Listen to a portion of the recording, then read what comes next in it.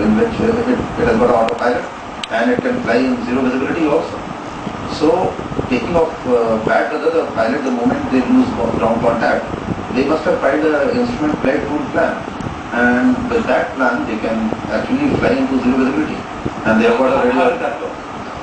See, normally when the pilots are flying, there are two ways to fly. One is manually, other is on autopilot. So you normally continue flying manually while taking off and while landing. You have to be on manual controls because it requires just a fit or distance to be adjusted to the aircraft to sit down on a small piece of ground. So there is no instrumentation for that.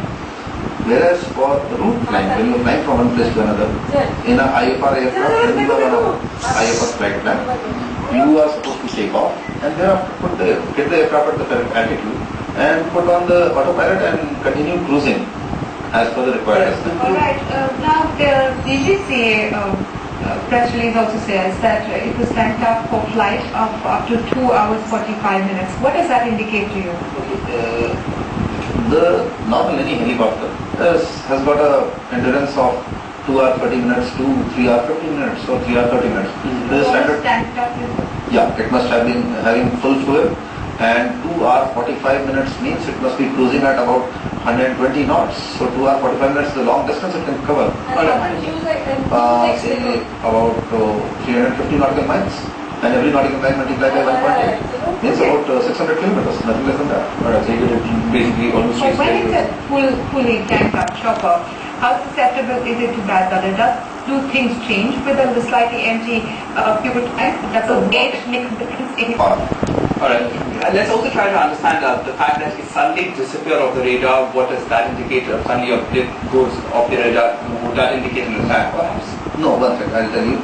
For a helicopter going off the radar, it is not a very new thing, because radar, if you see, because of curvature of Earth, the radar rays go in straight line, and helicopters, they normally cruise at a lower altitudes, say 5,000, 7,000, 10,000 maximum.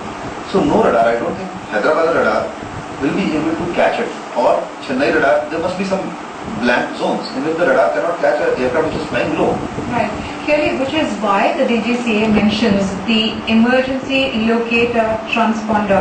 We will come to that in a bit to understand what that is and how it can help locate an aircraft. But before that, let's find out what the search and rescue operations that have been launched both by the state and the centre. Joining us now from Vijay Chowk in New Delhi is our correspondent Bilal. It will be very difficult, and it will take a lot of time, and because search in this area you can put lakhs of people, but it's not like people say combing operation and things like that. Air missions that are involved in the search and rescue, what are they looking for? Ma'am, I tell you, in this case, as you see thermal or infrared, they are all dependent on the change in heat being shown by the engine or by the human body. But in this case, as you see, there has been rain and the foliage is very dense. So picking up by any of the Sukhoi 30 aircraft or satellite or things like that, unless and until they get, because this is a very small aircraft. It's just 10 meters. They will pick up body data parameters as well. They will pick up all the organisms that are there. No. And high temperatures are going to show up on thermal imaging. Yes. So it's going to be a very confusing image to draw out. No, but high temperature of aircraft will be a different thing. But since it has, you see the timing, 9:30 or 10 o'clock in the morning, and since that it has been raining, so the temperature must have gone to the same temperature as the all around surroundings. So to use a technological thing, only luck part was that ELT should have given some signal. But ELT is something we're going to ingest a bit. And in fact, I just want to add to that. That is one of the reasons I was talking with the aviation expert earlier, and he said perhaps the Sukhoi 30 has been deployed because of that only. Perhaps signals just to check the signal strength of that ELT, whether it is still emitting the signal or no.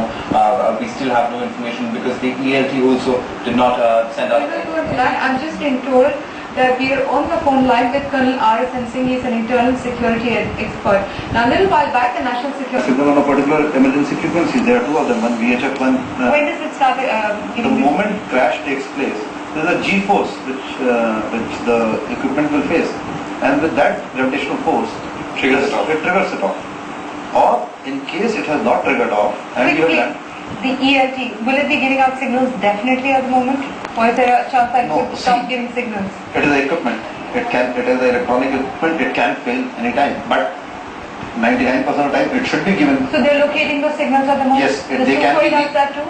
Yeah, they can do because there are standard signals, and all aircraft and ships, everyone is Why is equipped. it taking so long to look at those signals? The signals might be weak.